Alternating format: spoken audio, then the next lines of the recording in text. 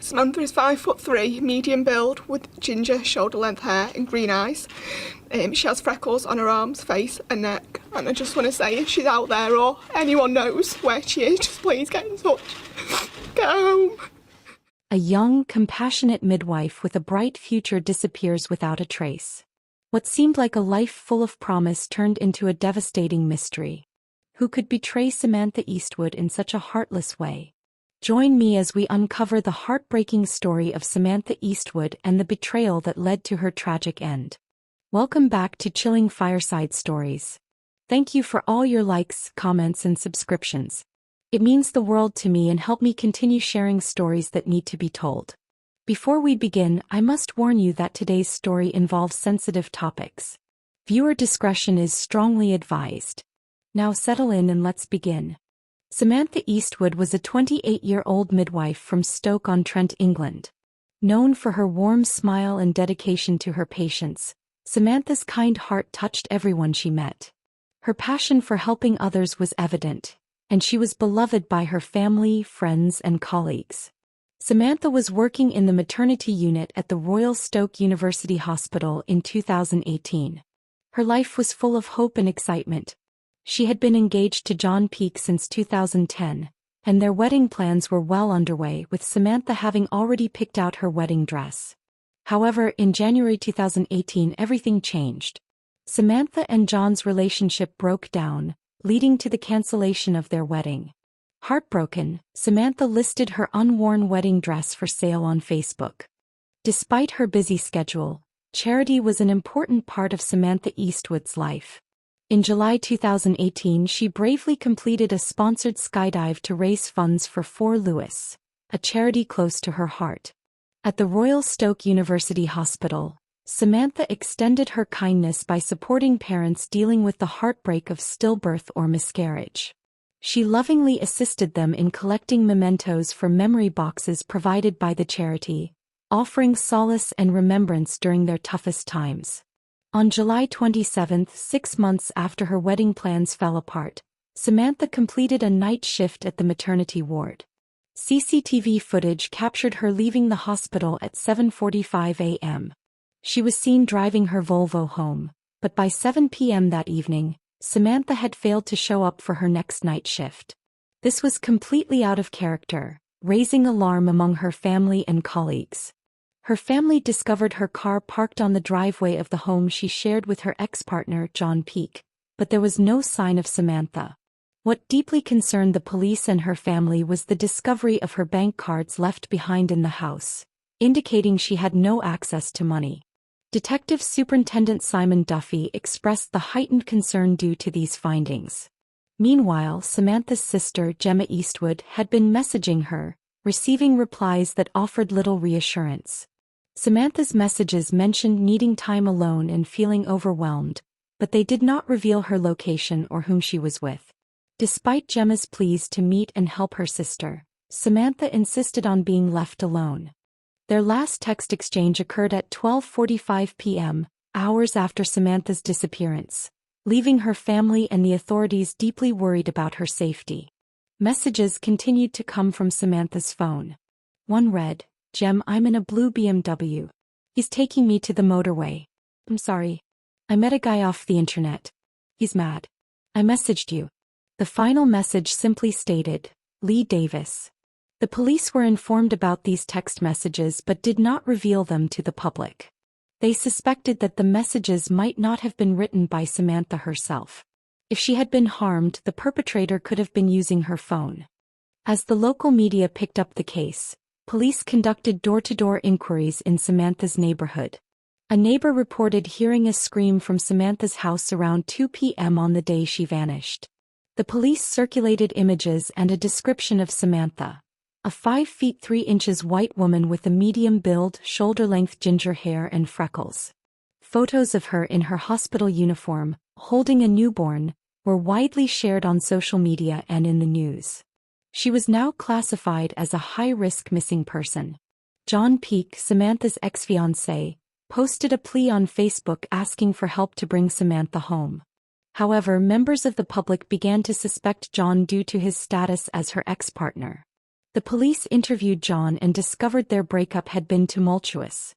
Police also spoke to Samantha's colleagues at the hospital. One colleague revealed that Samantha had recently been threatened and had instructed her to call the police if she didn't show up for her shift. When Samantha was 20 minutes late, the colleague called the police and informed them of Samantha's warning. The investigation into Samantha's disappearance was now surrounded by mystery. Her sister, Gemma Eastwood, made a heartfelt public appeal, describing Samantha as a happy, bubbly, and direct woman.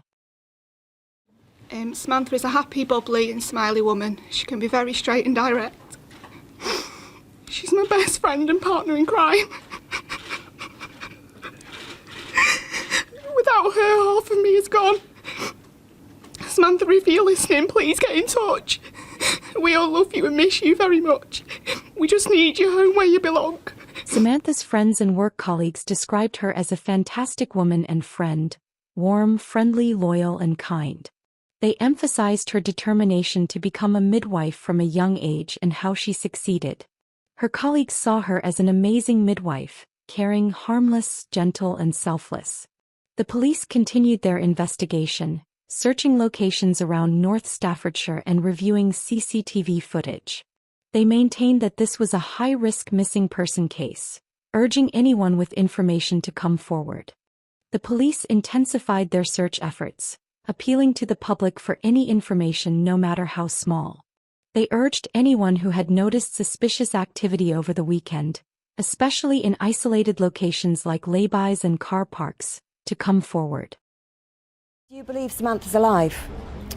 We're working on a number of themes and we have to think positive. Our main objective is the safe return of Samantha. You've already made one arrest. Is it possible there may be more arrests? That's impossible to say, but that, I can't go into detail around the investigation.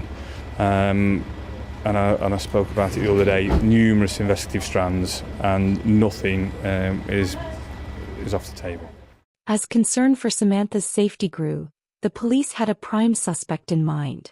2 days after she was reported missing, they made an arrest, but it wasn't her ex-fiancé, John Peake. Instead, it was Michael Stirling, Samantha's former brother-in-law. Michael, married to John Peake's sister, had been having an affair with Samantha for 3 years, which ultimately led to the end of her engagement to John. She had recently confided to a colleague that she intended to tell Michael's wife about the affair, leaving her nervous and frightened. Despite appearing to help in the search and comforting Samantha's family, Michael was hiding a dark secret. During his police interview, he provided a prepared statement denying any knowledge of Samantha's whereabouts and refused to answer further questions. You were at her house on Friday. Witnesses have heard a female screaming. Through a process of investigation, we've identified that property as being number 2, and number 2 is the home address of Samantha Eastwood. A matter of days later, we find her buried in a shallow grave on Tick Hill Lane.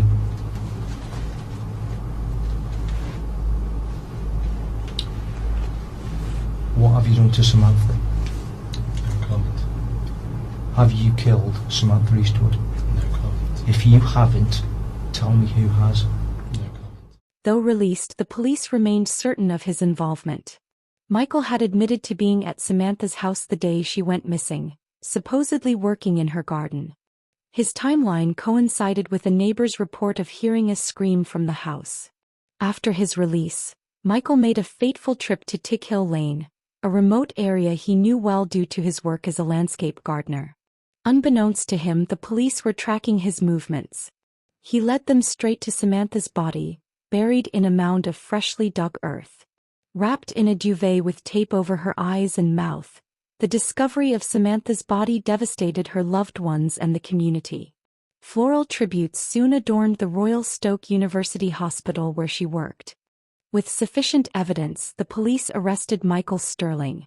During his confession, Michael Stirling revealed that he had acted out of a moment of panic and frustration. He claimed the situation escalated when Samantha mentioned telling his wife about their affair. This led to the tragic end of Samantha's life. Stirling was brought into custody. Specially trained officers were dispatched to the area where disturbed earth had been spotted. There they made a grim discovery. They found Samantha Eastwood in a shallow ground. In the month leading up to her disappearance, Michael had called Samantha 128 times, and she had called him 25 times. The police pieced together the events of the day Samantha went missing. Michael had been at her home when she returned from her shift, and an argument ensued. During the struggle, Michael suffocated Samantha, claiming it was not premeditated but a result of the escalating argument.